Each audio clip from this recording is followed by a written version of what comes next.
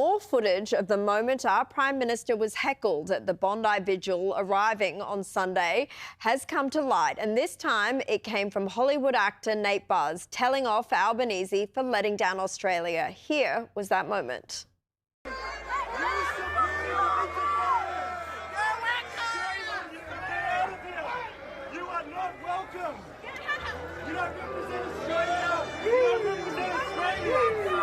Get out of here, Albanese! You might as well go to a jihadist nation where you can fit in. Shame on you! Well, he certainly didn't hold back. I sat down with the Vampire Diaries star a little earlier to discuss that and his calls for a royal commission and more. Nate Buzz, it's great to see you again. Tell me, first of all, why you yelled at the Prime Minister and said what you said. Well, I would say, why is not all of Australia yelling at this Prime Minister? He is clearly responsible, and the attack on a Jewish community during Hanukkah fell on his clock. And I think the last 2 years he's had warning after warning after warning that the pro-Palestinian narrative that has been calling for violence on the Jewish community, they lived up to their promise and they lived up to their words. And Albanese is very aware of the language that they were using, and even more so, he understands what globalised the Intifada means. There are now moves, at least by the New South Wales Premier, Chris Minns, to ban that phrase, globalise the Intifada. The government's going to look at its hate speech laws as well, but not sure whether they're going to be able to ban that slogan. Obviously, you support that. Is there anything else that you think should be banned? Look, we need to get to the communities that are preaching this hate. We know it's online, it's available for everyone to see that, you know, Muslim community centres in Bankstown are preaching this hate. They're radicalising young Australians. And I think that's one of the most alarming things. This alleged shooter was born here, he grew up in Australia under the value system that we have, and he was radicalised in our country. So really the first thing we need to do is find these imams who are preaching hate. We need to either put them in jail or we need to kick them out of our country if they don't belong here. Well, it's interesting you bring that up because I told viewers earlier tonight that the Al Medina Dawa Centre has been closed today, finally, by the Canterbury Bankstown Council. It's not enough, though. Closing down a building... And why now? Yeah. And why now? Yeah. Only now? Closing down a building is not enough. It's actually getting to the source of the problem, which are the people who are preaching this hate. Look, I had a next-door neighbour of mine who... Because you grew up in southwest Sydney. A lot of people might not realise you're from that area. I'm from that area. I know it very, very well. Blood has been spilt, so now the government either has to take accountability or they have to step down and let someone do the job who's going to protect everyday Australians. There have been growing calls for a federal royal commission. So far, you know, it's members of the coalition, but also now 2 Labor MPs who are calling for it, Ed Husick and Mike Freelander, and more than 100 former judges and senior barristers joining that call today.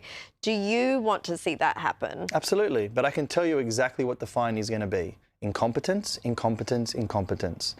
Look, Albanese failed this country.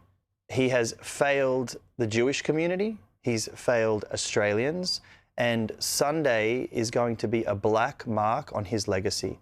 I would be grateful if he actually did the first brave thing in his political career, which is to step down and remove himself from politics forever. Because what I'm seeing online is every Australian is absolutely fed up with the direction that this country is going, and he is fully responsible. He's the leader. So Albanese, if you're watching this, resign. Leave today and let someone who's actually going to take care of Australians lead this country and bring back the values that made this country the safest in the world.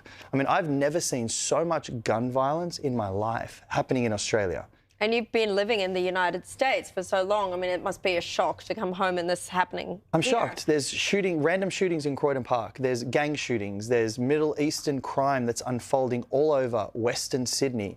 And instead of actually getting on top of it, the Australian government is only tightening hate speech laws. And he's only targeting people that are opposing his political position.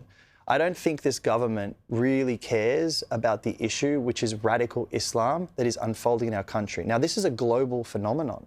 We're seeing this in the UK, we're seeing this in France, we're seeing this in Toronto, we're seeing this in America. This is not just an isolated event to Australia. This is a global problem that I think every Western nation is now starting to realise we're either too far beyond it, or we've created such a political system that we have no rights to protect ourselves anymore. Well, certainly a new skynews.com.au poll has found just that. Many people, many voters agree with you here that they're not confronting radical Islam.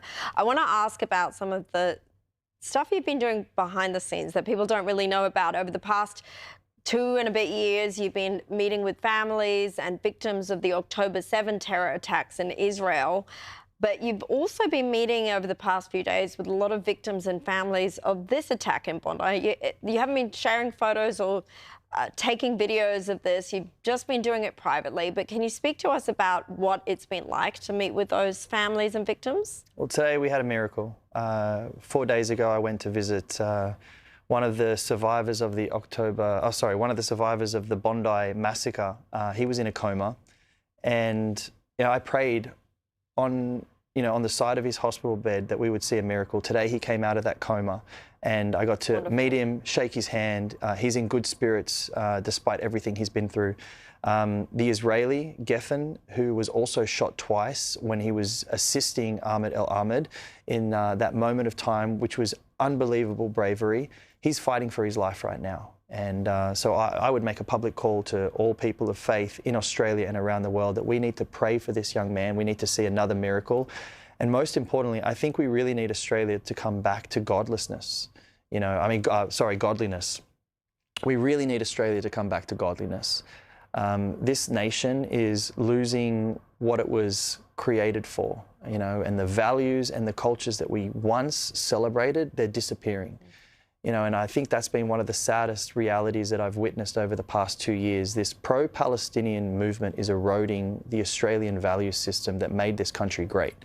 And they ultimately don't care about Australians. And yeah, I think you make such a good point. It's almost like a religious cult in itself. And I should point out, you're a Christian, you're not a Jew, but you've been an amazing ally to the Jewish community. So from someone in that community, thank you for everything you've done. Nate Buzz, we're out of time, but thank you very, very much for coming on. Thank you.